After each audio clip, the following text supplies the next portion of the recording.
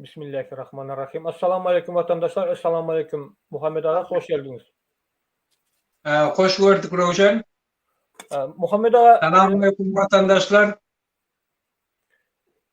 geçen gece kabir temalar değmen geçtik de aktivistlerin arasında, rahatların arasında gep korun var.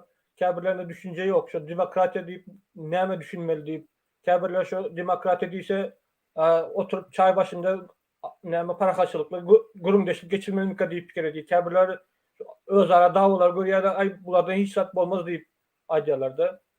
Ne daşarıpta demokrati ne hili bizdeki karşılayan demokrati ne hili bolmalı.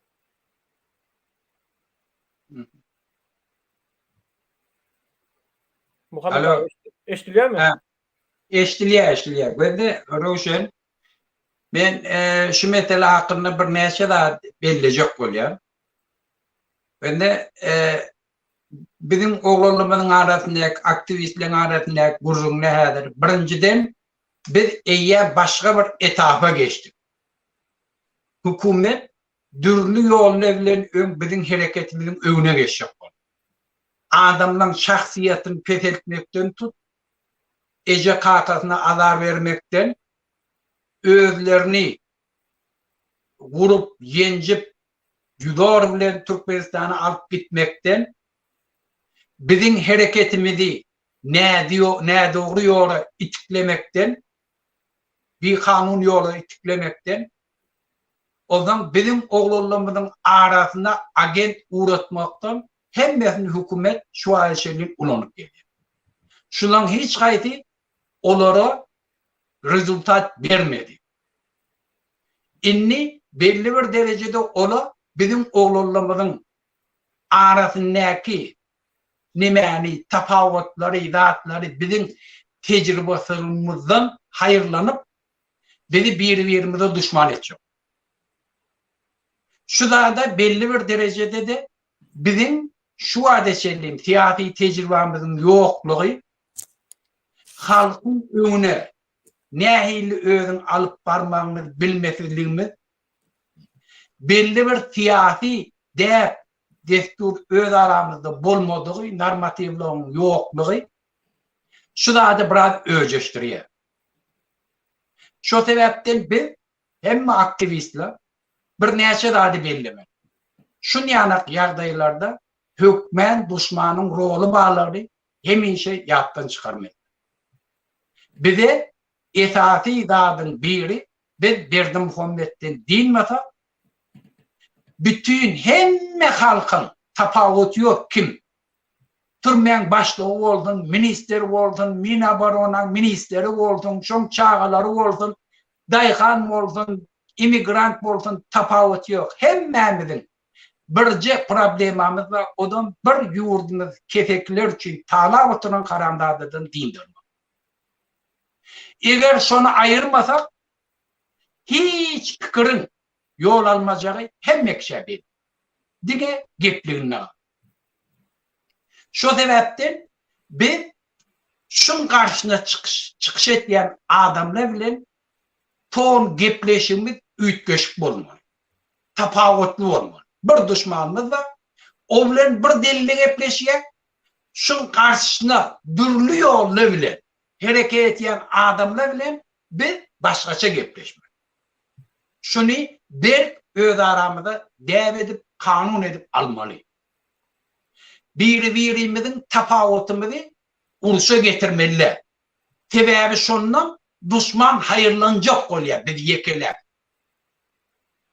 Yeke edip ayıracak oluyor. Sebebi önkü yollar bulmadı. Ne mi ettili öz çertlerine o? Kanun yol bilen bizim kanuni hareketimizin önüne geçtiler. Şunun için onu utturdular şunun için. İnni şun yanak dağıtları öceştirmek bile bizim bir tofor nidastatımızdan hayırlanıp bizim hareketimizin önüne geçiyor. Bu prosesin biz yenip geçir. İnni işte da bir neçe dağıtma belli. Oğlanla bir yadında. Biz hareketimizi partiye dönecek olup, prezident olacak olup, ya bir siyasi toporu özümüz bağladı, hareketimiz başlandı. Biz hareketimizi grajdanski aktivistlik bilen başladı. Yani öz hak hukukumuzu talep etmek. Bu şolam en doğru yol.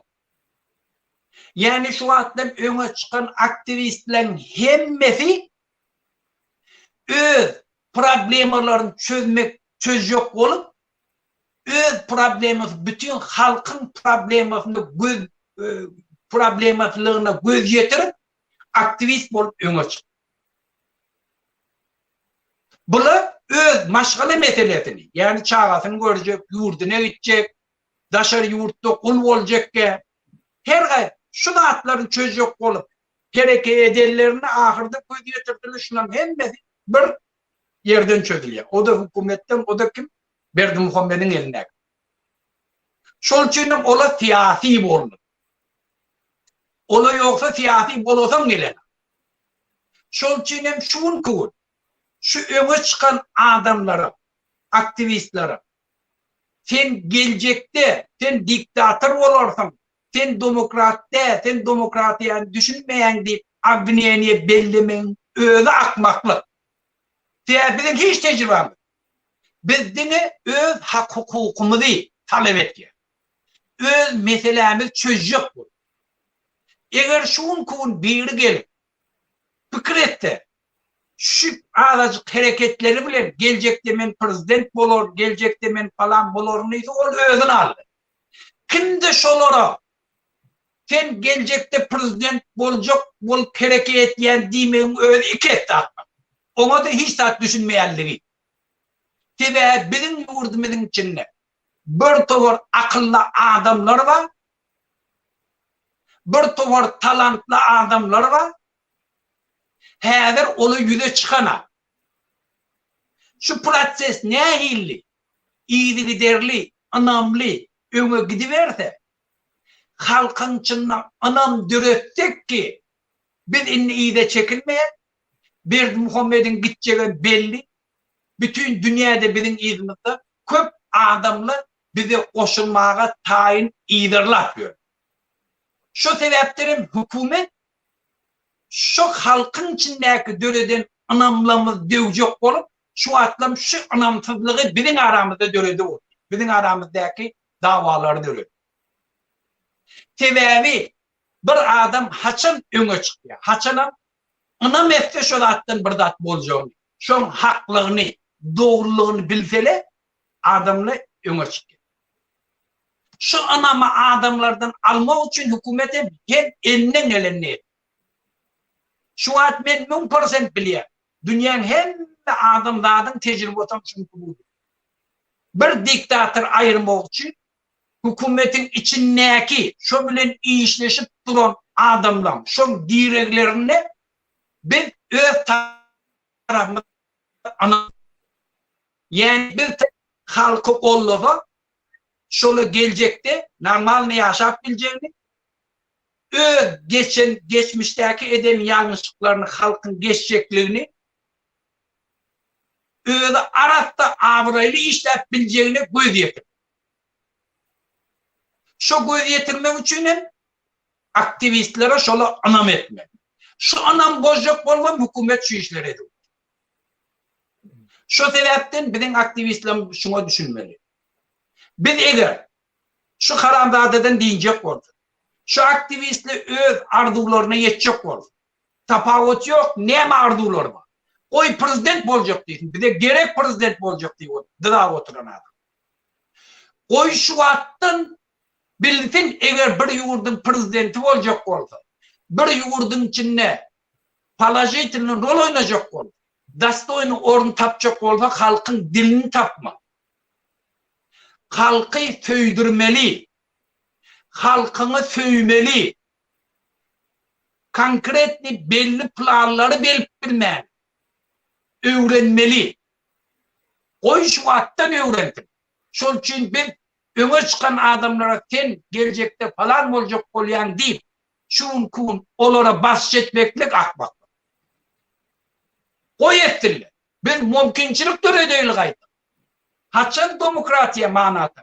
Demokratiye denler dine söz adladık de. Demokratiya haçan bir yurtta bol. Haçana dürlü ayrıp bolmayacak toporlu bir yurdun içinde.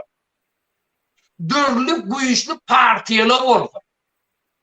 Dürlü halkın yığınanyp bilýän güýçli ayrıp bolmayacak toporlary bolsa. Yoksa hiç birden bir yurdun içinde demokratiyan bolmagyny garanti edip bilme. Dünyanın tecrübeti subut eden dağda şundan var. En arasında özüne perişte diýerler ve halkam şolar perişte diyen adamlara demokratiyanı men doğru üçün etdiğe kasam için adamla da yeki özleri hükümete geldi. Bir prosesten ton belli bir derecede halkına peydali edenden ton özleri ayrıp bolmayacak kanhor diktatörlere öwürdi. Şu sebepten demokratiye diýende on bir mekanizm. Şu mekanizm bolmasa söz adatlığı özünden gitdi. Gelen hükümete gelenle diktatörü öwürliye, özlerini takacak. Şu sebepten demokratiyanı dine söz azatlıkta görmelerde jurnalist diyen adam kişi metbuat azatlıkta ulu roller var. Ulu cevapkar adamları sorağa çekmeli. Ne olan karşısına hareket eden öz hak hukuklarını talep edip öne çıkan adam. Bir jurnalist haçan palajitini rol oynatıyor. Haçanın hükümet elindeki adam doğrusu var. Halkın taylan adamları bir kanun hareket edecek. Ya kovu iş etti. Şolun hemmesinin beyanı olmuş. Sonra jurnalistin palajitinin rolü var. Bizimki demokratiyadan düşünmeyen adamlar öz ayağımı getirecek, öz vatanıma gidecek, öz çağrağımı görecek diyen adama şuraya göre hükümete geldi görünen oluyor.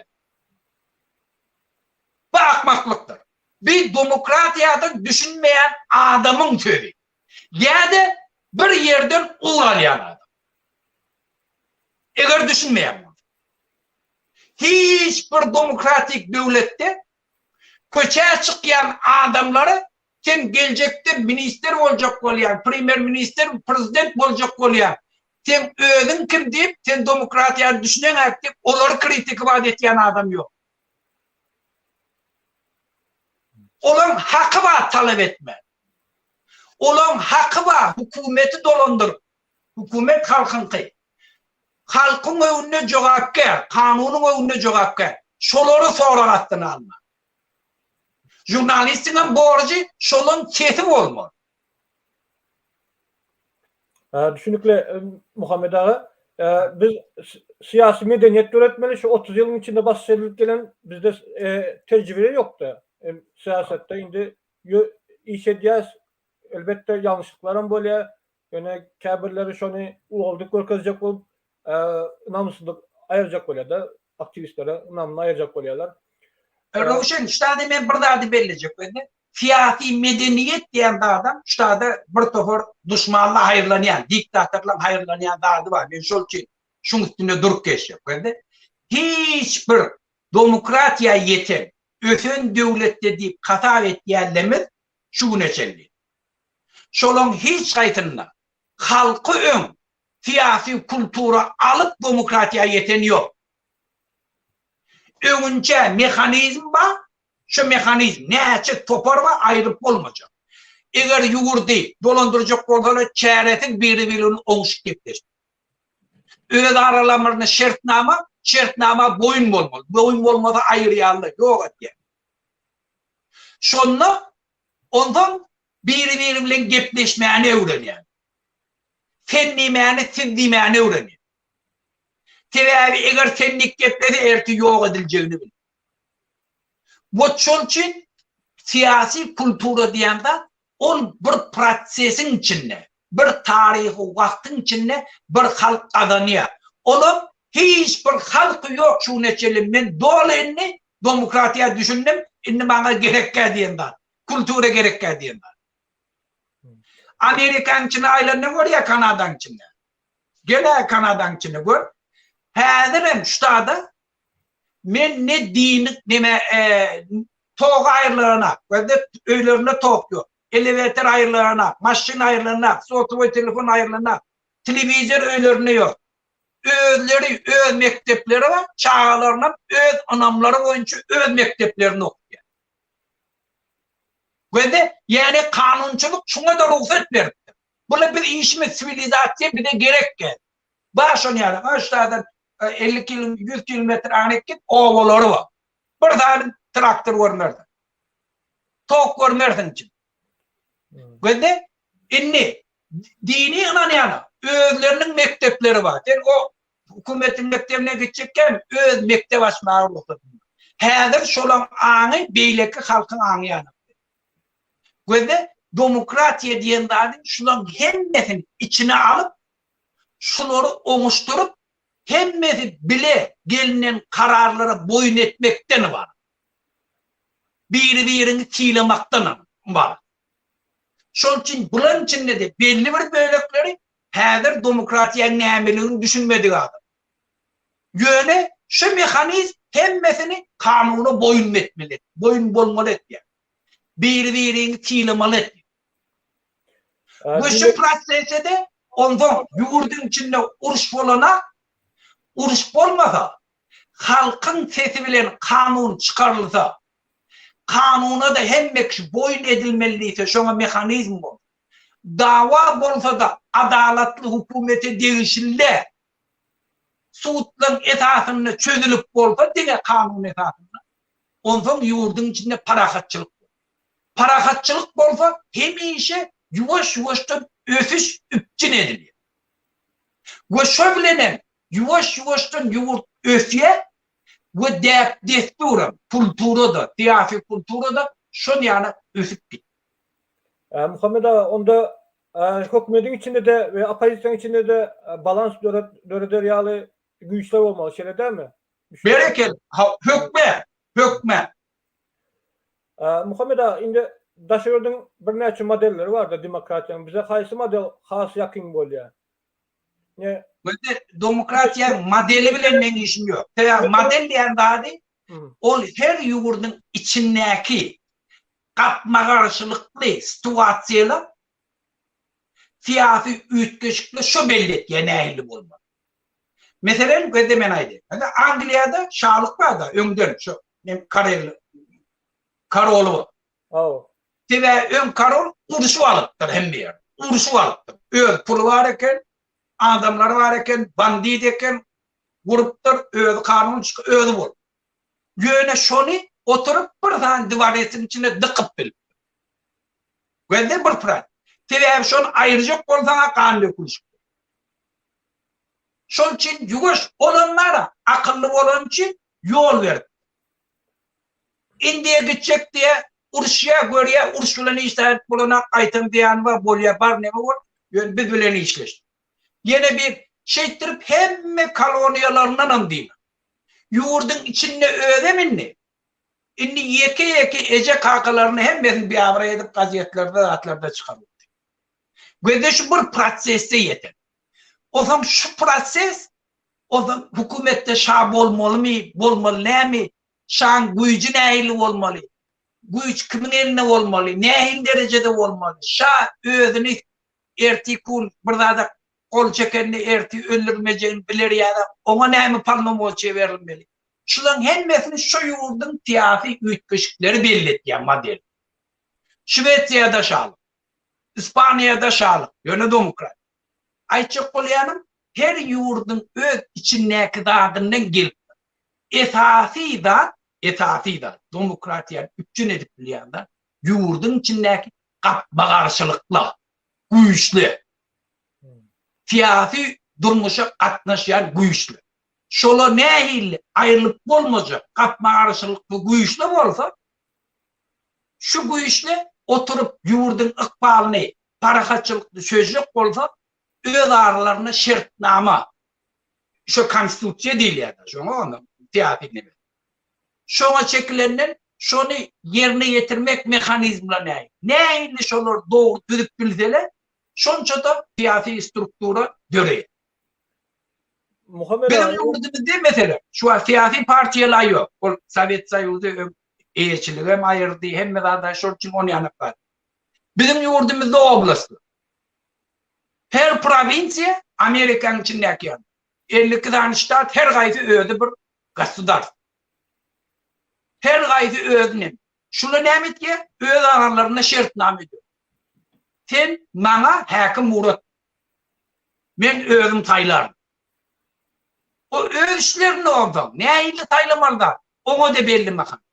O zaman yuvaş-yuvaştan siyasi partiyalar da yurdun içine göre.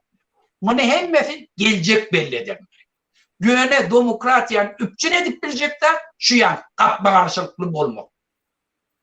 Şu sebepten metbuat adatlığı mana tapıyor.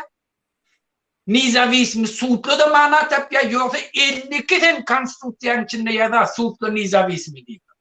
Kapma karşılıklı olmasa öyle belli yani. İyi olmanı biliyordu. Halk taylada da halk aylık verene 10 eline. Halk onu tutup yencip bilene 10 eline polisiye. KGB. Şunun için manası yok. 52 şu nizavismi. Şunun için şoları cevapkarçılığa çıkıp bilen güçlü yurdun için. Muhammed Ağa, Türkiye'de bizim halk ne mi ister? Demokrasi isteyen mi? İsteyen bolsa ne mi harekete geçen ol? Ve de demokratiye işleyen bir yerde. Ve de o bir başlık. İsteyen mi? Bizim halk ne mi ister? Şu diktatör isteyen mi ya demokraten isteyen mi? Ve de benim şu an harekete geçen oklarda. yok şu ben şu an şunu başladım. Ve de şu an benim başlarımın sen çıktım, Nemir çıktı, Nur çıktı, Murat çıktı falan durlu. Şunun hemmeti şu demokratiya ilki. Şu kapma karşılıklı var ya, eğer şu normal Ruslar gitti, şu öden demokrat. Tabi yönü şunu, ben o ecen falan nedeninden ayırmalılar, hava durlu karayışları var. Şuna hormat koy. Hormat koy demek, yani ben bir yapıp demen için öz fikirdeşlerimle oturup maslahatlaşıp oturayım. Başka bir partiyeden bir gelip içine katlaşıp onda bar git kumun çektiğinde sizde demokrasiya yok demek gerekiyor. Onun hakkı var. Fikirdeşlerimle oturup demek yani birini kollama. Senem gitti diyor. Senem öte formu. Ben şunu itikleyen adım. Bana öz toparlama dörüm. Fikriniz kavat geleyen adamlara, interesiniz kavat geleyen adamla yığınlanıp öz toparlarım dörüm. Onun bizde yine bir neme var. Yanlışlık. Her kim öne çıkanına, siyasi hareket edenler, ya Berdi Muhammed'e karşı olanlar, hükmen perişte olun. Onu yanakta atıyor. Berdi Muhammed'in karşısında, yani oğlum karşı olup bilir. Şu atlı meyyem şu protest başladı. Şu at Serdar kakasından nidam olmuyor. Sebebi Serdar eyyem göz getirdi kakası, onu bir kurcuk yana oynar oldu. Ol hiç kim. Onu maskara edip oturuyor. Bütün dünyanın önünde. Şuna Serdar eyyem göz getirdi. Ol hazır sesini çıkarmaya içindeki adı ol başkaça fikir etmeyenlik değil. Ol bilip oturuyor. Kakası oynaya. Şun ıkbalı geleceği bile oynaya. Sebebi o istemeyen dağdan ettirdi. İnnem cıdamani korkup giyeceğini yatıp bilmeyeni inni hükümeti prezidentlikten ayrıp ödenine geçirecek olup hem de putu buzurluğu ediyor. Şol için ben şolun gelirine de karışmam. Şola da gelip karamzade, ben kakam karamzade deyip kıygırmağına karışmam. Şu atlam Khamenei'nin yerini şun aydı otu. Men daim öz halkının karşısında cinayet ediyor. Halkın kanını içiyor. Ne için? Gördü, göz getirdi. Şu adam şuna da habere getirin. Şulam geleceğini eğer halat edecek olsa şondan daşlaşma. Şol için hem yerde görker yani. Oy göreştin, hakkı var. Ve olam özüne aklayacak bu. Oy akladı. Bir de kim şun kurmuş bizim hareketimizi, öz hak hukuklarını. Gelecekte o biznesmen olacak ol, prezident ol, minister ne olacak ol. İşleyecek ol, öne çıkayan adamla koy şu niyetleri bilen gel. Biz şöyle bilen gepleşmeye normal, bu demokratiya. Biz şunu özmede devam edin. Halk ne için harekete geçen yok? Muhammed Ağa, yurdun içinde böyle represiye geçiyor, izarlanıyor. Yani Türkiye belli bir derecede demokratik yurt, söz azatlığı var, hareket azatlık var. Ne için böyle köçede harekete geçip mesela ne için efirler çıkan oklar, ne için öz haklarını talep eden oklar. Aeroportta adamların yanında aktivistler arasında yok benim suratı düşürme, benim video düşürme deyip kaçacaklar. Demokratik yok mu ne? Ben neme Ruşen ular bende olgun bir çıkış edip diye bizim halkımız mankutlaşan neydi yine orada dedi bir yakmalı kıyır bir falan ne kıyır ya da ve bunun hiç hayır doğru da adına veremen de doğru doğruluğu ne mi ya bizim halkımızın bir derdi var bir keselçiliği var korku kesel şu dige Türkmenlere mahsus de Özbeklere demek Taciklere demek İranlara demek İnni Angrina'laydı. Muhammed Peygamber Huday tarafından vahiy olup peygamber edip uğradılarına da öz yakın karındaşları daşılın bu. Özlerim şun yani bedbahtçılıkta yaşap duran vaktları bir tofor arakor nefsinden geçen adamla Mekke'de hüküm sarıyor. Özlerim karındaşları. Şonun görüp otur, adalatlılığını görüp otur. Muhammed Peygamber daşılan bu ya. Ne için? Şu korku keser. Adamın vücuduna korku girdi, şonla neyse tane simptom. Adam kerçiliği itiliyor, öz çağlarının önünü, neyme borçluğunu bilene, neyme edeceğini bilene, neyme hafaçılık bolsa şon elinden gelir. Başla, ehaneke bir prostitutka yana, kim pulu verse, nereden şoğun küpefidi olsa şoğun oradalar. Özne değişli, şoğun meseleni çözüp bilecek dağıtını, çözeyen dağıtını aytlayan adamlardan tebe bilye, korkulupturlar, şoğun ağlan adamların yanından kaçıyor. Ehaneke bizim kalkımızın yanı. İnni, şu kesençini ayırmak için ne mi? Korkuyunu ayırma. Korkuyunu ayıracak olsan ne mi? Muhammed Peygamber'in ne demiş? Halkta anam diyor. Sen arafta, sen aytiyanda adam hak, sen şu dağıt için iyili giderli, anamlı, kahar kadaplı, sonra şimdi gideceğini halka anandırma. Sen şunu ne engli derecede edilirsen, şonca da adamla sana yakınlaşır. Sana anam et. Şu proses hem İslam dinine olan, hem Hristiyan dinine olan, hem Yevreylerde olan, 3 tane din Huday taraftan gelir. Hem mesinde olan da şu proses geçer. Musa Peygamber kulçuluktan Yevreyleri Yegipten, Ferun'dan azat edip geliyken çala kıyınçılığa tedavar olanına şol azat edip gelen kullu şon karşısına gidiyor. Sen bizi nereye getirdin? Çala te anamıyor. Ananat bilena. İmanları söz. Korkan adam da iman söz. Men şol çinekli. Bir, iyili giderli, anamlı, kahar kadaplı hareketimiz bilen halka anandırmalı. Olu yekede biz iyide çekilmeye aytyan adımız doğru bütün dünya cemiyetçilik biz. Biz şu anamı halkta döredip bilsek, şu neyse, şu praksesi köp çekip bilsek, şunca da bir tarafa çekip başlar. Şonam gözümüzle görür. Yöne, düşmanım şunu bilip şu yankı hareketleri şu anama ayıracak. Dürlü yol ne bilen hem bizim akmaklığımızdan hem bir topor söz imanlardan öz halkını sövmeyenlerden düşmanına hizmet ettiğin adamlardan nayomniklerden hayırlanayanlar bizim şu halktaki dövletyen anamını ayıracak olur. Gatı doğru. Şu sebepten ben. Şu daha da doğru düşünme. Gatı doğru. Gatı ovadan misal getirdinizde Kur'an-ı Kerim'de Musa Aleyhisselam getiriyorlar onu sünnette de var. Resulullah sallallahu aleyhi ve sellem kınçılıkları size var böyle zorlukları size var böyle gatı kuvvet. Muhammed Ağa yine elbette demokrasi olsa ya başka bir medeniyet olsa başka sivilizasyon olsa kaptalda minuslar am bolýardy. İslendik mesela Sovet Soýuzyda ulu minuslar vardı, yine palajitil taraplarım vardı, demokratinin palajit atır satır taraplarım var.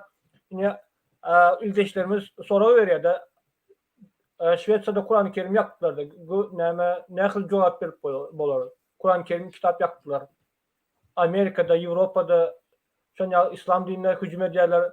Din İslam däl, o Hristiýanlara da hücum edýärler. Ýöne Hristiýanlarda hiçbir ses ýokda. Gelecekte şoňaly demokratiýa gelmegi bilen bize gelmegi mümkin de şoňaly terbiyesizlik, medeniyetsizlik, cinayetler. Meni cinayet hasaplayan, olara norma diýip hasaplaýarlar, söz azatlygy diýip. Bende mene bir şeyle fikir etýän bende. Bäriň halkyn senem bilýän menem bil. Hiç halk, şu bizim halkımız diksinma, akıllıdınma, değerlidenma, her hilli tamam. Bende bir bulam öldü. Şimdi ben ne diyecek olayım?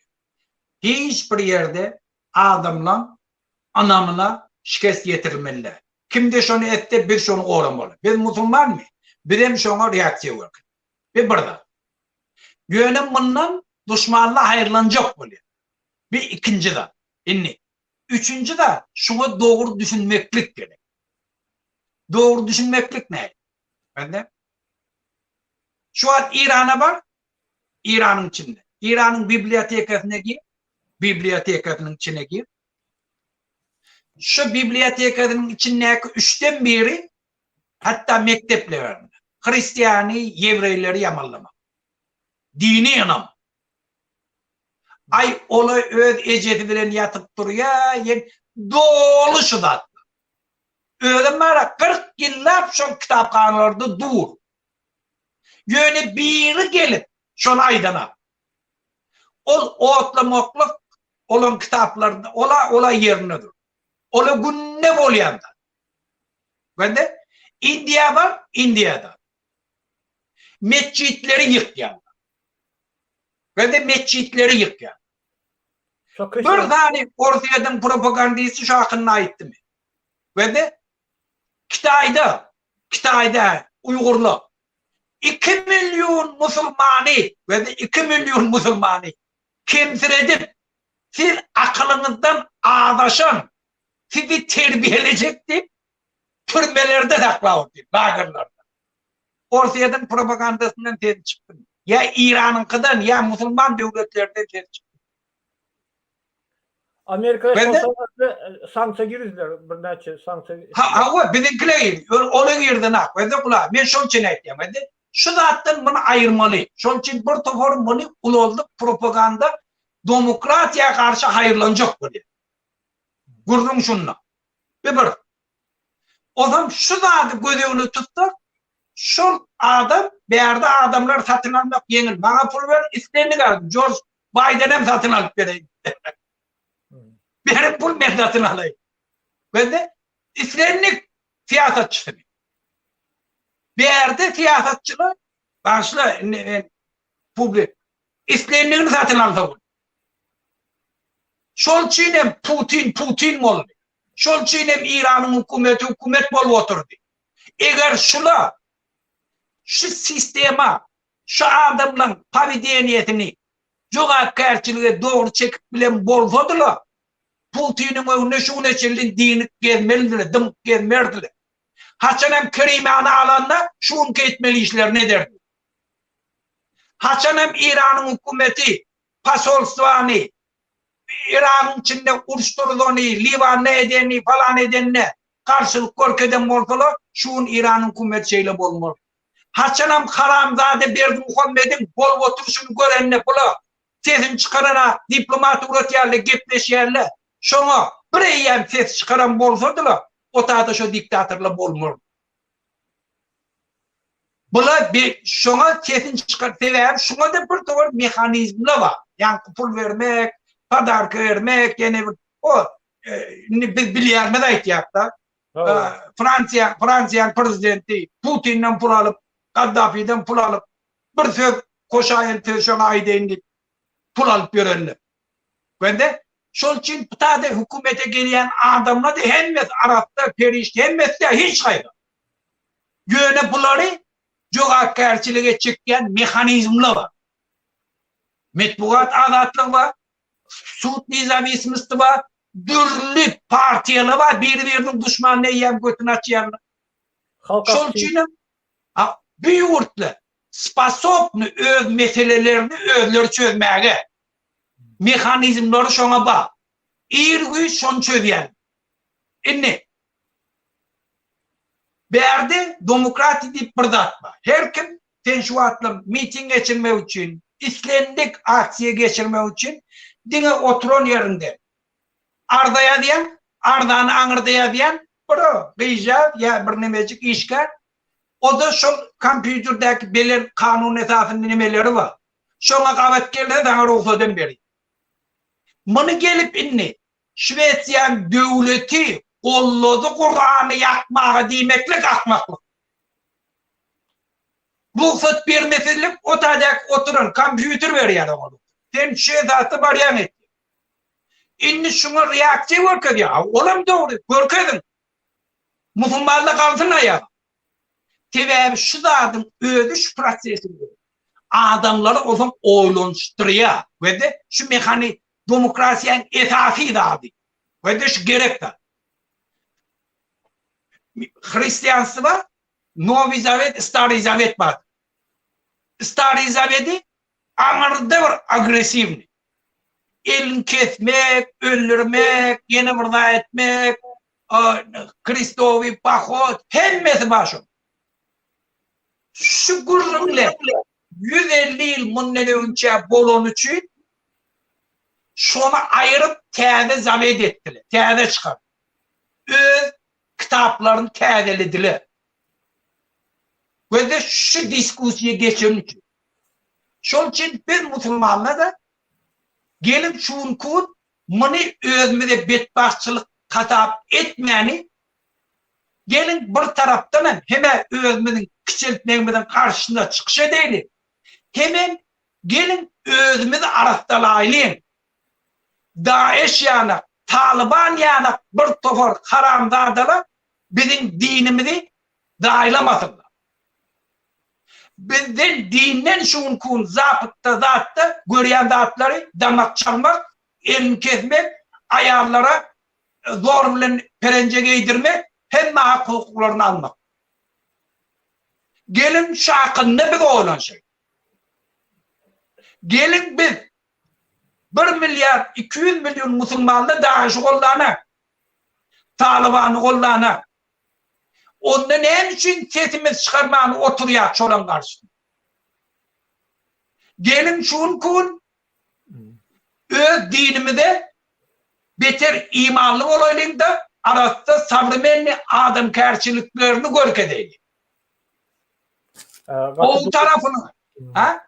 Katı doğruyum abi. Neme berdeki public'te okudum da şu Türkmenistan'da ayarları sürmek olan o akmaşına geçmeli deyip berde de İngiliz dilinde çap edilende aşağıda komentarlarını okuyan onun İslam dini bilen bağlanıştırıyorlardı. Biz özümüzü tankit etmesek onlar dışarıdaki adamlar İslam hakkında berekillah şu biz gelin şu adam Müslüman olup bulardan kovuluğumu değil, adam karşılığımı değil, hakikatlığımı değil, doğruluğumu da görk edeyim. Öz içimizdeki haparatları ayırayım. Bizde zapıtta. Şunun için bir tane akbak nadanın hiç tadı bilmeyen Kur'an'ı yakıp ödü şondan pul yığadanacak bolýar. Bäri bilýär. Birden akbak ýerde şu Putin'den şoları öjeştirýärler. Bärde getir maga pul ber ýene bir ýerine ýaktyra işledi. Gurrundy o. İslendik Hristiyanın pulunu ýaktyry. Hem habraya kazanýar, hem pul alýar, hem dünýäň ýüzünde o abi. Gelip bärde gazete telewizionyna çykjak bolmagy dep öldürýär. Bir togor çağla başlanýar. İzvesiniz kazanacak. Bir yurtları düşünmek ve de bir yurtlara Türkmenistan'da ya o tarzda yaşap bu tarzın halkının mentalitini düşmek öğren kıyın. Ve bunu 100 yıl bizden önde. Köpem 200-300 yıl öndedir. Ha o indi ya açı bir yerde şu demokratiyenin dağıtılım var ha. Gepleşip çıkış edip dağıtıp bunu başkaça biz bunları hazır dağınıya edip bilemem. Yöne biz şu da netice çıkarmalı dağıtımız gelin özdeyimiz arasınlar. Gelin şuna uyanıp gidelim. Gelin imanımızı berki değilim. Yalandan Müslüman demeyelim. Bilmeyeni, Kur'an'ı bilmeyeni, öz dinimiz bilmeyeni bir doğru karamzada Taliban yani akullun gepine gidip adamları daşlayıp öldürmeyelim. Gelin şu hakkında. Ulu tema özlem yitik tema Muhammed Ağa din meselesi boyunca ayrıca gepleşik geçirildi. Yani İran hakkında bir neçe ayet geçtiğimiz İran'daki vakalar bize ne kadar tesir ediyor? İran'daki Türkmenler esasen bizi kızıklandırıyor. Ve de işte yine burada da edeyim de. O zaman gelip şu zatları Şivetyen devletini fıt verdi. Bulaşonu kollayanlar, bunun beyefendi var. Bokunu yer, onu yanaklar. Yöne şu zatlar hem bek şairler biliyor. Şunu etmek için hiç kıyınçılık yok. Ben şunu biliyorum. Şu yurtların içinde şunu yani aksiyeler etmek absolutely kıyınçılık. O yukarıdaki oturanın ruham kavarı yok. O yurtun içinde bolondan sonra kavarı oluyor.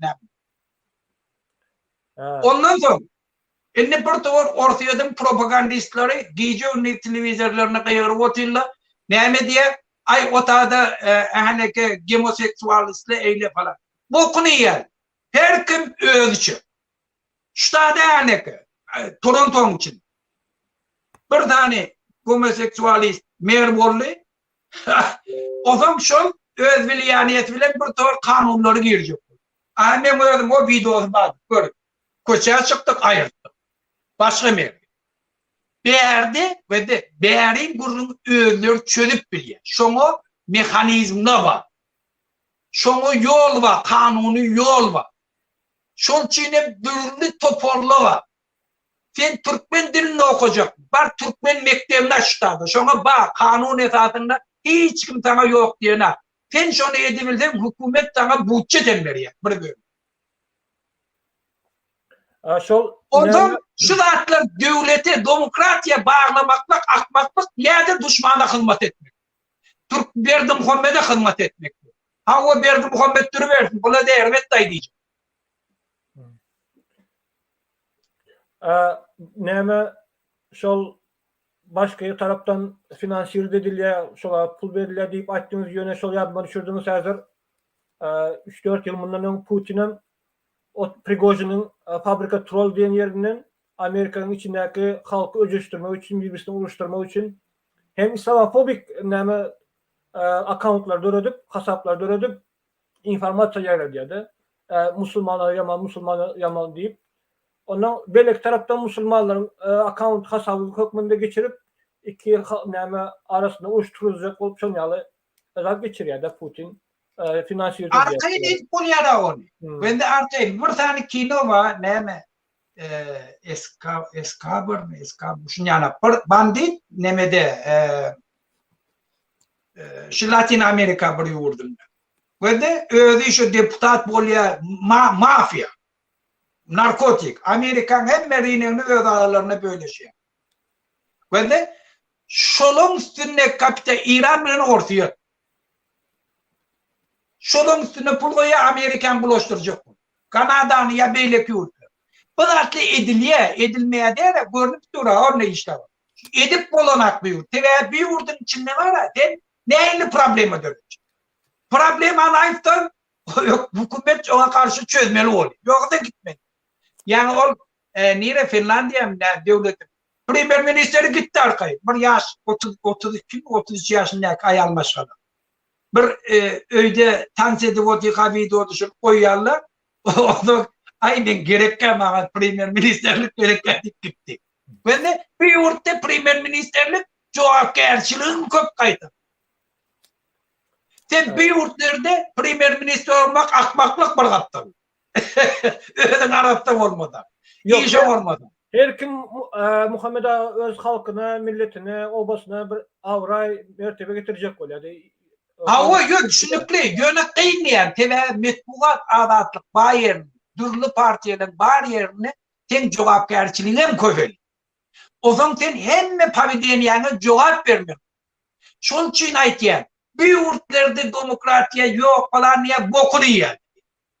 Hem de bunların problemini sana aytmak gerek ki biz öz betbaş, biz Türkmenleri düzelteceğiz. Türkmenleri betbaşçılıktan halas edecek olayı. Biz yurdunu tağla oturan adamdan halas edecek olayı. Berdekin aydı vermiyorsun sana. Aytsan beğeniyenle. Buna yönü onu başka niyet bile ayıttı. Yok, bir Muhammed duru versin diyecek. Putin duru versin diyecek. Burnun şoň üstünde. Abulankın gel günne mitinge. Gel ştada günne mitinge. Men elde plakat böyle günne dur koça. Metbuat alatlık yok dedi. Muhammed Ağa, näme Pablo Escobar deyip vatandaşımız yatladı ya. Kim onun adı? Şöyle mi? Pablo Escobar deyip. Escobar. Hava şunu yani bir pandemik. Hava. İran Şu meselesi, kinonu görün vatandaşlar görün şu kinonu yaman kovkin. İran meselesinde Muhammed Ağa. Anadaki Türkmenlerin ıkbalı ne akıllı? Şuun bizim vatandaşlarımız Türkmenle İran'ın içinde Galikaş'a gittiler Mevlana Gorgiviç'i kollama için. Mevlana Gorgiviç Galikaş'ta bir mescidin imamı İran'ın hükümeti ona çeklendirme girdi ya sen imamçılık edip bilene falan o hükümete karşı olur. Şunun hem şuna gidendirliğinden kavarını işlemek öyle değil. Bizim aktivistlerimiz hem beyanat yayrattılar Türkmenler'de var ya mitingen geçti yöne nehirli olayım ben kavarım yok. Aytacak ol yani İran'ın yardayını ayıttı vatandaşlar. İran'ın hükümeti ortaya yana o dünyada en esası şerlen değil. Dünya cemiyetçiliği sonundan değil mi? 44 yıllar dünya cemiyetçiliği İran'ın hükümetinden işleşik bollular. Dürlü yolla bilen gepleşe girdiler. Ol öz etçili işini edip diyor. Dünya kanunlarına boyun bolana. Ol hükümet ne İran'ın halkının pristavitili, olu öz mafyoz nidadı. Ön başında biz Şiileri olacak deyip ol Şii'le niyattan çıktı. Ola bir mafya yok. Ola Nikaragua'da, Venezuela'da mafya kartelleri bilen seviyası. Ola dünyanın niretinde buluğuyçuluk olsa İran'ın hükümeti şu. Öz halkına biz boşu, kudaysız kırıya. Şol için bütün İran halkı şu en hükümetin içinde. Hem şuna karşı. Dünya cemiyetçiliğin inni şu Putin nemedeninden son gördüler Putin'le onuş boluna olabilir ne il onuş işleşecek olsan kaytan gelecekte onları ayırmak için köp çıktı etmeli köp zatları yitireceklerini göz yetirip inni İran'ın hükümetinin karşısında belli berk çareleri görmüş. İran'ın esası vayenli nemesi grup bürokrasi armiyası yana strateji revolüsiye deyip armiyasını terörist topor deyip kazapladı. Yevgo parlament. Bir demek ne mi? Bir demek yani İran'ın hükümeti terörist. Yani DAEŞ yana Taliban yana Taliban'ın biraz zaten ayrı bir yöne terörist. Yani nerede görsen şoları öldürüp olya, tutup olya, şola düşman. Şol için ola Avrupa yurda gelip bilen akla, gelben bilmeliler, pasolstvadaki işleyenlerin hemmeden, şol spa bilen seviyazını, yeke suda ver tutturup oturmalı. Yani şon yanak derece kanun esasını yetirdiler. inni İran'ın hükümetinin karşısında näme dünya cemiyetçiliği çare görse şoňa kanuni esasda yol bak. Şol üçin dünya cemiyetçiliği çözdü İran'ın yağıları bilen, serkeşleri bilen, cinayetkarları bilen çözmeli. Ola bilen oňuşup bolmaya, olary dünya düzgünlerine boyun edip bolmaya. Şol üçin Putin bilen İran'ın hükümetinden dinmeli. Şoňa da hemmeler edip otur. İran'ın ýagdaýy en Ukrainaýanak boldy, tebäbi İran'ın halky ayağa kaldy. Ukrain Orsiýet Ukraina çolan gülleri Zapydyň hemmesi bir meneniye dedi. Ukrainany eger alsa da biz Putin bilen işleşeýin diýip kellelerini düp manasynda bady. Şol üçin bir sanksiýa girer, şol Krimiýany alanlaryny edişleri ýana. Şol bilen ýene de dowam eder işleşmän diýip kellelerini bady. Ýöne Ukrain halky kahramançylykly Putin'in agresiýasynyň öňünde duran üçin dünya cemiyetçiligi hem ayağa kaldy. Olo da düşündi. Şun eger Putin'den dinmasalar, erti kun köp zatlara garaşmaly. Erwetçilik. Şol üçin çözdüler, şolary kömek etdi. İran'ın halkym görkezdi. Biz inni şu hükümetten bida, şu hükümetten dinjek. Şoňa hemme subutnamalar da bar. İran'ın halky, İran'ı dolandyryp oturan cinayetkarlary islenap. Ayrıca bolýarly İran'ın hükümeti kahar gazap bilen olary öldürýär, asýa, gözlerini kör etýär, urýar, ýençe. Şol üçin inni bir çareleri on karşısına görür. İran'ın halkına hemme taraptan häzir kömek etýär. Häzir pasolstwalary Ýewropa döwletlerden gowmaklyk änekin esasy meselelerdi. Häzir ýene de esasy meselelerin biri daşary ýurtda wagtlaýynça döwlet töretmek. Maçtapny hemme taraptan hemme halklan pristavitelleri bolar ýana. Hemme İran'ın halkynyň pristavitelleri şol geljekki wagtly dörediljek wagtlaýynça döwletiň içinde bolar ýana. Özleri öz hak hukukyny ýeter ýana. Neme döretmek şu atlam opozisiýonlardan öňünde, İran halkynyň öňünde duran. Näçe şonu çal çözübilsele dünya cemiyetçiligi haýsy döwleti kabul etmeliligini, näme etmeliligini şonça da ola çal çözdü. Kömeklerini edip biler. Şu wagt şu meseleň üstünde hemme ýerde gurrum. Şol üçin aýtjak bolýan adam watandaşlar dünya üýtgeýe, çal üýtgeýe inni dünya cemiyetçiligi täze Putin ýana ya İran'ın hükümeti ýanaklary kabul edip bilmeýär. Inni diktatorlaryň bağdalyp bu işlenmegine yol berilmeýär. Şonam inni bildiler. Şol üçin bütün diktatorlar da şu meseleden korkýar. Ya dünya düzgünlerine boyun bolmaly, alan şertnamalaryna boyun bolmaly, adam hukuklaryna hormat goýmaly, ýa-da gitmeli. Şu atlam reşaýşi tarihin bir momentindedir. Şu mesele çözülmeli. Çözülmese dünyada uruşan bolar, inni dünýäň ösüşiniň öňüne uly bewedem. Häzir dünýäni 20-nji 19-njy asyryň analizleri bilen analiz edip bolmaýar. Dünýä üýtgedi, Zapad üýtgedi. Amerikada inni öňki ýanak ol baý adamny höküm sürenak. Inni Amerikada uly finansiýa kampanya. Bütün dünýäde işläp inni koloniya döwrü gutardy. Inni bir ýurduň baryp neftini aljak bolanak. Inni neftini özü getirip berdi. Inni hemme zady dünýäň ýüzünde finansiýa kampaniýalar. Bütün dünýäde işläp oturarlar.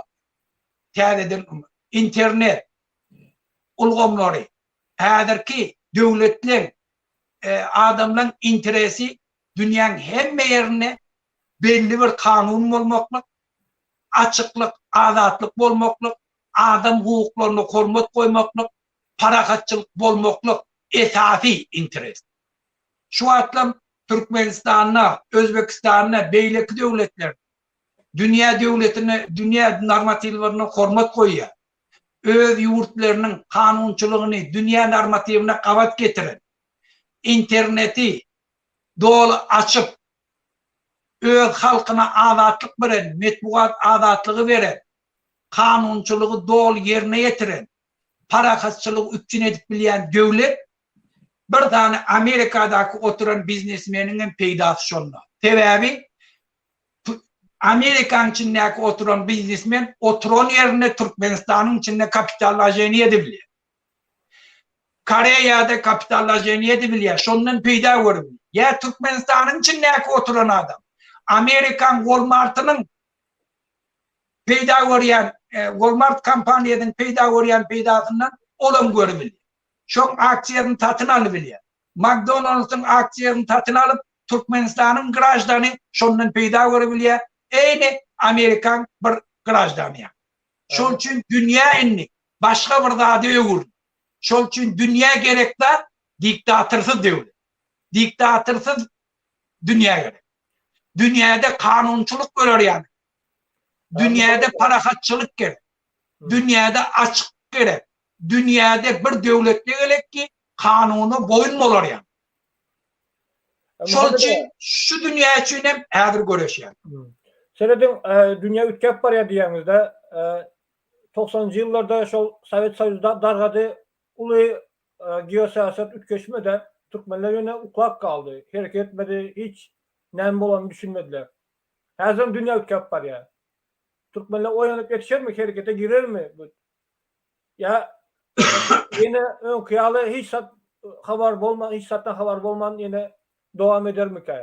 Ya mecbur eder mi ki şu hazırki bolan şartlar harekete geçmeye? Ve de yani bir ayettik da şu korkuyla ayırmak deydi. Bağışlar hazır aydayın boşayını. Mesela Türkiye'de hazır ulu problemi, iktisadi problemler, siyasi reformlar geçirip dur. Bundan beylerim hasam reformlar geçirip iktisat çökkünlüğü garaşçalarda. Esasen şol hazır Erdoğan Katar'dan 4 milyar mı, Rusya'dan neçe milyar karz alıp şol inflasyonu saklap durdu. Onun Mayda ya iyunda geçmedi ya da vibirleri. Şondan sonra hasam aşaklaşacak onun Türkmenlerin yağdayı, migrantların yağdayı hasam pese düşüyor. Mecbur olur mu ki bu işe girmeli? Ya uklak kalarlar mı? Yani bolsa bolsun deyip. Uruş olmasa bolsa deyip. Şol için biz günne çıkış edip oturuyoruz. Sen aktif iş alıp barayan. Bizim Türkmen olup şu dünyada şu ölçüşten, şu dağıttan iyi de kalmayalım. Neyse biz çal öz yurdumda özümüz iyi çıktı. Şonca da biz öz gelecekki çağalarımızda özümüze kovdurmuşu, parakatçılık yaşayışı ölçüşü üpçün edip. Şol için biz görüşüyor.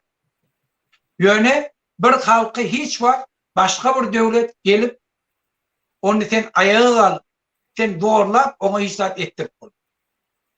Yani Tarihlik görüyor musun? Putin ayak kaldığında propaganda geçiliyor. Hani ön kıyalı yaşarız, eseriyalı yaşarız deyip Kremlin propagandistleri ondan berden gıyıkçı ediyorlar. Ben de neme Roşen, ben de Putin'in öldü ya da biz eğer Sovet Soyuzu'na kaydıp gelir diyen adam öyle akmaktır diye. O hiç yok olmuyor. Demek o yıkılmaz diye eğer doğru olur. On gelip bir adam yıktı demeklik akmaklıktır. 300 milyon nasilleyen hükümetini bir adam gelip yıkıbilmiyor. O özünden dargadı. Sebebi tütüllörüp ver. İnni halkın üpçün edip bilir. Şol için başında perestroika ulanmıştı. Üytköştürmeli bir datlar. O Sovet Soyuzu'nun yıkacak olup da üytköştürmeli birdi. Gördüler o düğüvünden daya. Düğüvünden daya. Şol için bir belli bir vakti men önkü çıkışlarında da aydınlarım. Mesela eğer 70. yılları gözüne tutsam Sovet Soyuzu'nun yaşayıcıları moş Kanada'nın yaşayıcılarından kovu yaşayı. Hem de adı bak. Şey değiller. Güvene prosesi iyi de kal. Ne için? Mekanizmi işte. Belli bir dereceden sonra durdu. Sen her bir zatda sen ösmesen sen iyide kalıyorsun. Şol için dünya ösüşünden iyide kaldı, şol için hem yıkıldı. Şimdi onu son bir ayratin temada oturup yapmış. Şol için Sovetçi Soyuzu dargar diyen de akmak. Onun dünya yüzünde de adamın tecrübesinde adam bir yerde sosyalizm devletine halk o yaşaya deyip aydın. Yok. Şol için yoklardan hem için özmedi Allah'ını. Bir. İkinciden biz ne ilgili devlet vurma. Şimdi şu Bağdat'ta görün Hayfi. Putin yanak bolaydı. Kütahya yanak bolaydı. İran yanak bolaydı. Kim? Severni Kare. Kim yani? En ösüp kovu yaşayan hem tarafta üç zapı. Kemçiliği hem medadı bilen. Şulardan bir de almağa bir tohurda atlaba öz devletimizin düğünü vurma. Doğru vurma. Parakatçılıklı ösmene. Öz halkımızı kemsitmene. Öz baylığımızı, dünya baylığını öz yurdumuza getirmeyene bir tuvar mekanizmi var. Biz şolar hayırlanır. Kalan da değil, şu prosesi biz çözüp. Şol için şun kun bizim halkımızın borcu öz hak hukukunu talep edip öne çıkmak. O zaman bir hükümet inni dolandırıp bilmiyor. Yurt dolandırıp bilmiyor. Veya şeyle bir yanlışlıkları göverdiler. Düğümü ne doğru? Düğümü yalan bile. Dün aynı o halk maslahatını geçirenle şu gelen yaşlılarından inni korkup şu getiren adamları izolasyada bir ettiler, izolasyada atellerde saklayın. Training geçiyorlar şu tadı aytmış. Korkup her kaydının yanına adamdı. Her kaydının yanına individual devlet yerli var. Ne diyeyim ellerine. Korkuya, yurt dolandırıp bile. Şol çiğnem günne problemi, önküden meter problemi. Ve burada, inni eğer halk çala hareket etti, dünya cemiyetçiliği önküden ken beter şolor koldumağıda. İkinci faktör, Ortiyatın faktörü inni ayrılı. Ortiyat inni dünya arenasında Türkmenistan'ın edenetliliğini kollap çıkış edebilmiyor. Diplomatiye taraftan ne ABS'nin içinde ne onun içinde Türkmenistan'ı kollap ya ona sesini çıkarmanı oturacak inni adam yok. Kim de şu an bir dönem şunu yani kururum öne çıkıp şunu kollayacak kolda öz götüne atıyarla Putin'e bağlı. Şol için hiç kim inni kayrat çatmar. Verdi Muhammed'i kollar onun içinde burada. O zaman üçüncü de inni bizim halkımız hem önkü halk. İnni münglerce oğlanlarımız bizim çıkış edip oturuyla oylan şiallah. İnni fikir et yani. İnni günah özümde men özdürmüşüm özümü ütködeyin yenaktı. İnni görüp oturuyla. Hükümet hemmedadın belası. Putin hemmedadın belası. Şol için inni her kim bir yol gördü. Yöneşte men aytçık bolyandardım. Bütün Türkmenistanlara aktivistleri kolla. Aktivistli öz aralarına gepleşikte kahar sözlerini, hayırlanmasıyla hapa sözlerini, birbirimizin tapavutlılığımızı doğru düşünelim, hormat koyalım, birbirimize kömek edelim, umumu beladan din bu. Biz şu zatları ettik, şart bundan din ya. Absolutno, Berdi Muhammed'in hiç direği şun yok. Şu sebepten bir de en yengil şu var, şu karandadır.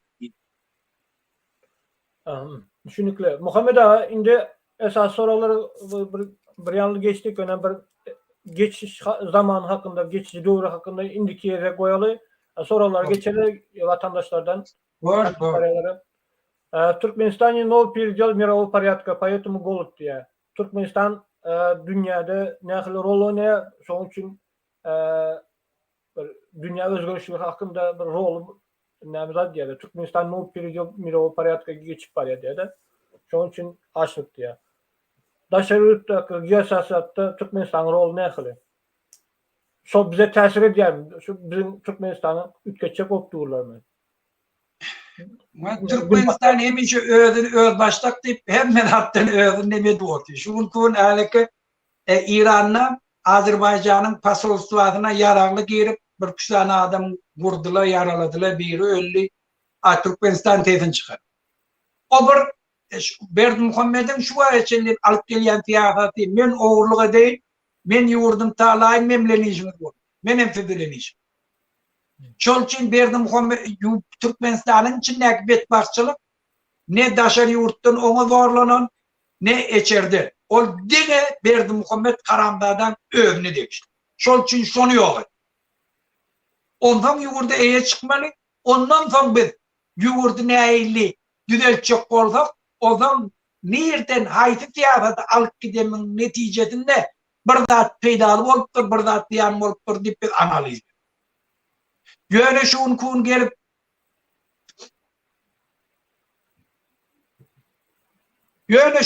gelip de biri gelip ay Türkmenistan'a şu mire oydada giren için şol için ne diğerine de yalan sözleyenler. Onun yanıkta diyor, eğer şahkında kim gurrun edecek oldu addelini her açan ol hemen şu gurrun. Türkmenistan hiçbir dağın içine giren ağam, hiçbir dünyanın tiyafatı bile işem yok. O nemesi dine yurdu talap, özüsüne bir böyle vurup, beyleki zainteresi olun cinayetkar toparlarım rafi sakın. Разве в Украине идет не новейшая империалистическая война между Западом и российским капиталом за мировой геополитический диктат, передел рынков, сбыта и дешевые ресурсы? Ukrayna'da teze imperialistik uruş gidip var ya dedi. Gün batarda Rusya'nın arasındaki kapitalı bölüşü paylaşa gidip duruyor. Şeyle mi? Şu da 19. 20. asırın siyasetçilerinin fikri bilen 21. asırı analiz etmekle akmak. Bugün neft için, gaz için uruşan yok. Teritoriyan alacak olup uruşmakla öyle akmak. Bugün sen oturan yerinden pul kazanıp milyonlarca. 2 tane boksör uruşturuyorlar, 500 milyon dolar pul kazanıyorlar. Türkmenistan bir yılda bütün halkı pahta uğradıp, bütün tuğları şona verip, kıyıkçı edip, halka, çağalara alar verip kazanayan pulundan bir yiyeceğin içinde 2 tane boksör var. Ya bir tane adam oturun yerine bir tane programan dedi, Uber deydi, yeni bir zat deydi, Facebook deydi falan deydi, milyar pul var. Bugün ideya, internet, finans oynamalı. Bugün hiçbir adam gidip başka yurdun içine girip on kızılını alıp gelip satacak olana. Kızım sen bari çıkar, ben satın alıyorum. Gidip uğraşmak gerek ya, öğünleri getirip. Neftini öğünleri getir. Şu an neftini nereye sattım? Avrupa sattım o. Baha kımmet bilen alıyor. Hem şu ölüşüp Avrupa neftini getir. Şol için rinek yani inni. Eğer şun kun Ukrayna'nın içinde Amerikanski bir tane kampanya, mesela Ford diye yine burada diye her gayet General Motors diye. Gidip şu tane bir tane zavod vurdu. Şu kimin peydadır? Teknolojiye var ya, iş orduları dörüye, eksport etye, mesni производство öfye, bir tane zavod nemedenle on gerekli atları var. Onlar şu tağdan mesni atlardan alıyorlar. Ne mi öfye? Ekonomik öfye. Meğer Koreya, Yuzny Koreya neyinde öfye? Singapur neyinde öfye? Kitay neyinde öfye? Kitay'ın hem öfye, Einstein'da, Kanada'da fabrikle Anır'da vuruldu. Şuradan çıktı, men peydama, mebili gidip Kanada'da yatay, neme Amerika'da yatay. Berde rabotça tağıdır, 15 milyar dolar dönemdir, Anır'da tağıdına $1 borundan töleyen, karşısıvam kuvvet diye, yönü onu direkt teknolojiye. Şol için karakter kapital üytkü değil. Şunu düşünmesen, o zaman dünyadaki bolayan üytküşleri düşünmeklik değil. Bu uruş 19. asırın fikri bilen yaşayan diktatörler bilen 21. asırın inteligentlerinin arasındaki dağ. Ola zorla bir yurda alacak oluyor. Berdi Muhammed yanak adam oturdu kolla yumurt taladı bizim baylığımız alacak. Başka davada açık koy diye. Koy sizden peyda varıp bilen görelim.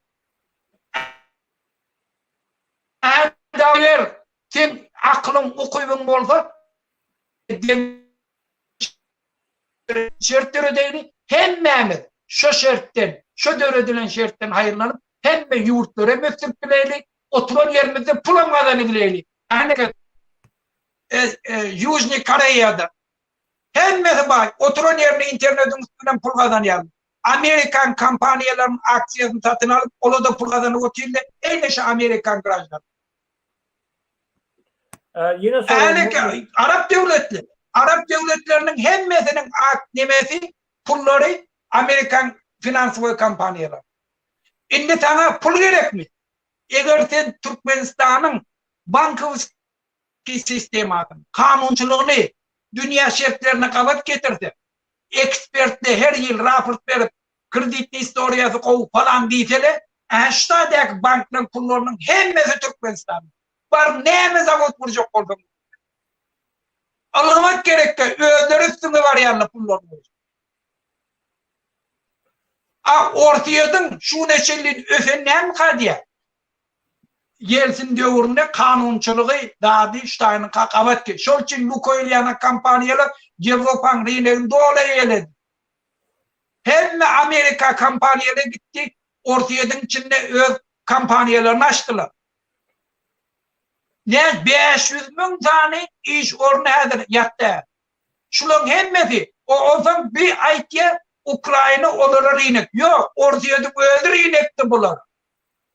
Ukrayna'da 40 milyon nasleniye oldu. Ortayadan içinde 200 milyon nasleniye Amerikan kampanyalarını, Avrupa kampanyalarını işte. Şol için mi öfti? Inni göre eline eyle öfti ya orta. Şol için ödün ağırlamak gerek ki. Eğer niyetin kovulsa, halkın beyefidiniz ne yapıyorsa açık diskusya. Çünkü sen dünyanın akımını düşünecek olma.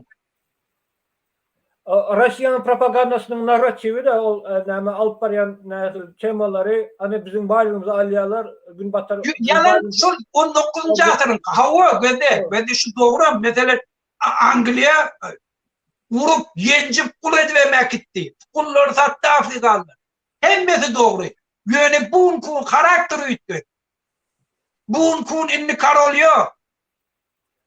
Bunkun bir tane India'dan grajdanı şu tarzda doğular gelip Angliya'da primer minister oldu. Erti kun gitti yere istemediler. İnni kim oldu? Teredine. Bir tane kara Amerika'da prezident oldu. Karakter ütküdü. Hem medat ütküdü. Çünkü indi şuna düşünme. Şuna düşünsen o zaman hep medat yerdi. Ondan diktatörlerden değil bakmak kalıyor. Yine sonra Muhammed Ağa sonra Zanzibar ildeşimizden большинство демократических странах по их конституциям религия отделена от государства, но в то же время в мире идет тенденция со стороны государств по вовлечению религии в политические процессы. С чем это связано? Zanzibar böyle yanlış yazıpsınız. Konstitusiya bilen religiya ayratın derdini konstitusiya bilen çerkv adyanı deyip yazıklıdır. Mesela köp Avrupa konstitusiyasına İspanya'da, Greciya'da Hristiyanski konstitusiyasında Hristiyanstva İsus bilen yazılan. Amerika'daki 50 sanı ştat var olsa şu 25-30 sanısında Huday deyip yazılıyor. Ama çerkv ayratın diyor. Muhammed Ağa şol yine sonki tendensi vardı ya da siyasatta religiyan ulanıyorlar, din ulanıyorlar. Ne bilen bağlı? Ben de şu an ortaya detere Hristiyan pakot diye kıssan da var diktatörler. Odan hem de adam hayırlanıyor. Yoksa Putin'den mi? Demokratik yurtlarda ulanıyorlar mı? Yok, bir yerde hiç var. Bir yerde sekülerizm diye. Sekülerizm demek çok din siyasetten ayrı. Sen etikadın var mukaddes var. Näme özüň yerine getirber. Öz din. Ona içilip hem mekşayeden derece döredi. İşte adı Musulmanların o kaptanına George on kaptanına yine Yevreylen var ya her kim öldükini. Şol için din neçe fiyatattan taştır. Şonça mukaddes var. Fark var. Muhammed Ağa, şurada Albert Einstein zat deyip de din bilen siyasat ayrıtım bolmalı diyen adam aydan bolsa ne dinden ne siyasattan düşünüyor diye de din delde ne çerk bolmalı diye de ne klerikalizm bolmalı diye ya dindar adamlar işkerler bolmalı diye de. Indi men ol söz bilen oynadım gelenek men daha näme burrun suuşnus näme muttum. Dini siyasata katnaştım. Din adamның etikadi.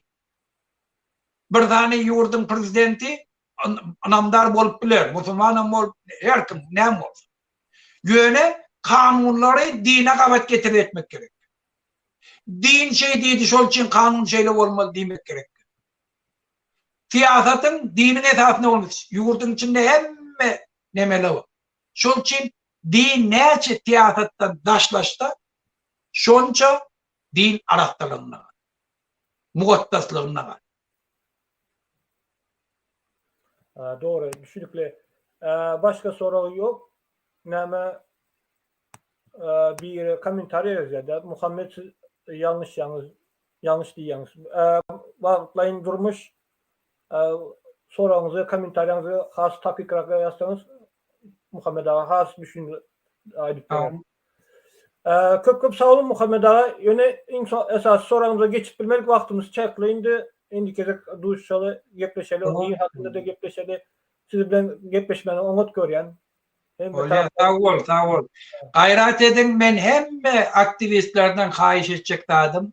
Bir-biriňize hormat goýup, bir-birimin arasyndaky dawany gahar gadap bilen çözjek bolma. Bir-biriňize hormat bilen aýdym, hemem bir-biriň tapawutlygyny kabul edin. İsleglerine de hormat goýup. Şonu ondan bir oňuşup doğru yol bilen hereket etdiler. Benim birce düşmanımız var. O da Türkmenistan halkımızı diktatörden dindirmeli. Yurdumuz tala oturan adamdan dindirmeli. Näçe şondan çaltdygyny bilsek, biz öz yurdumuzu özümüz eýe çykart, özümizden taýlap alar. Haýsy yol bilen gitmeli, haýsy sistemany öğretmeli, kim prezident bolmaly, kim premier minister bolmaly, nähili yol bilen, haýsy döwletler bilen nähili ara gatnaşaşar. Bizim maksadymyz şu. Şol üçin gelin watandaşlar ardy berje öz hereketimiz dowam etdik. Köp sağ olun. Vatandaşlar komentarya koyun, like koyun, paylaşın. Sağ olun.